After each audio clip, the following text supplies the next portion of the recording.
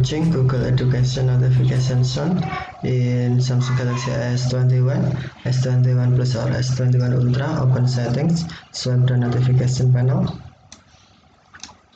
and then tap settings icon. Scroll down settings screen, find Google, and then tap Google Services. Scroll down screen, tap settings for Google Apps, and then select search, assistant and voice. Select notifications,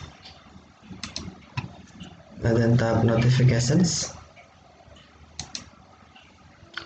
You must turn on Google notification first. If Google notification is off, tap show notification switch until blue to turn on, and then scroll down screen, find education, and then tap education, tap sound, and then select sound you want.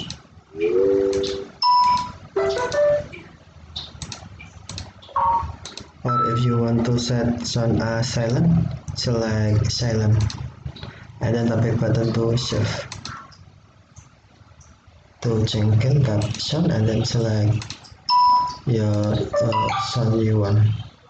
Tap back button to save. Okay, thank you for watching. Have a nice day.